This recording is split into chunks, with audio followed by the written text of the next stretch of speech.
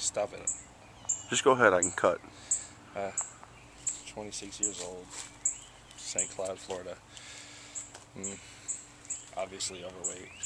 I like to be on the show for reasons that recently I've started. It's hard to get out of bed in the morning, and my nieces and nephews keep talking to me about how they want me to live and they're afraid I'm going to die, and I care about my family a lot. I want to be able to see their future, and I've also started to go to school, and I want to be able to have that future. I want to be able to be successful. I want to live.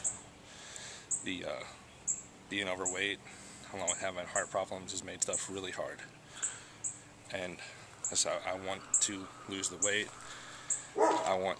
It'll help me be a better person. I need it really bad. Tell the camera a little bit about how you got to the point where you're at. Tell them about what happened with Dad and football, and just kind of throwing in the towel. So I played football for a while. I loved it, and then a few years after I started playing football, I started losing weight, and I was a lot younger then, and I started getting into shape. And one summer, my dad passed away. How old were you? 11? Yeah. No, I wasn't. Yeah, you were. My dad died. You were 11 when you first started playing football. Yeah, I was 11 when I first started playing football. But when my dad died, I was 14. And that same summer, I got diagnosed with Marfan syndrome, and I had to stop playing football. So from there on, it was pretty much a downward spiral. Started getting more into video games, not leaving the house, which led to a lot of eating and drinking and no exercise, depression. Even to a point not leaving your room. And not just not leaving the house, but not even coming out of your room. It got real bad. Yeah. When you were playing football, and last year was 7th grade, I think your weight was about 215, 220. How much do you weigh now? 420, 430. And that was the last time you were on a scale, right? That was about a month ago when I went to doctor. And how tall are you? 6'6". 6'6". 26 years old, 6'6", 425, 435 pounds, somewhere in that neighborhood. I'm just going to take a step back. I'm David. I'm Chris's brother, and I guess what you'd find one of the most unique things about my brother is that, unlike a lot of contestants in the past, he's never watched The Biggest Loser. His weight's been something he's kind of ran from. Would you agree? Mm-hmm. Kind of like just tried to put it on the back burner. Wouldn't really admit to yourself what the number really was. Until I went to Universal that day. Talk about that. What happened that day? I was with my brother, my mom, his wife, nieces and nephews, and I went to get on a couple rides. I was so excited to be there with my family. Went to sit down on the ride, couldn't even get the shoulder harness to fit down because I was overweight, way overweight. And then what happened after those couple of rides that we couldn't get on? It was July, so it was pretty hot. I got hit with heat stroke real bad. Had to sit down for like an hour. And after that, after I was able to move again and walk again, it was pretty bad then. In fact, my niece was worried that I was going to die then.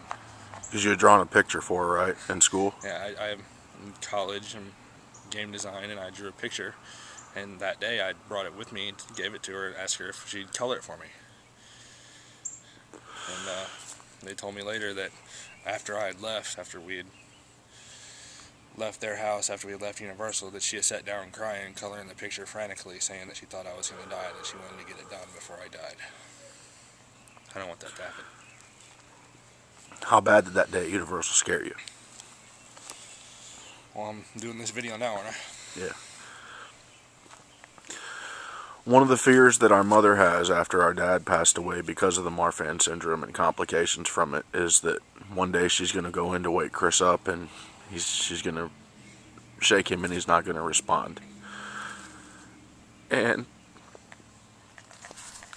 I'm his brother, and I just want him to be able to live. And I don't want him to give up. And he's tried on his own. He's tried with help from us, and it's just not enough. And the only thing that's going to save him is The Biggest Loser. So what would you say when you go out to fast food? What's your favorite? What's your poison? What's the one that gets you and you can't really keep yourself from turning on the blinker and pulling in? I go to Checkers a lot. Checkers? And what do you eat at Checkers? I usually get 2 All-American double cheeseburgers and a large fry and a large Coke. Yeah. And what about like when you go to McDonald's? What do you get at McDonald's? Like 20-piece nugget, large fry, large Coke, McFlurry. And a chicken with cheese and bacon? Yeah. And like, how much of that pizza did you knock out? Well, I guess we don't have to ask that, do we? That was whole when we sat down, so yeah, we need to get him on there and teach him how to eat right. That's always been an issue, is kind of doesn't know restrictions, doesn't know how to count calories and what food's the right food to eat. Doesn't have the palate for the right food. So we're hoping you guys can change that for him. Alright, it's my brother Chris. Raise your arms out. Turn around. With the arms out. Alright, keep going. Turn around. You keep turning. It's alright. It's alright. Turn around. Alright. How serious are you about this? You ready to change your life?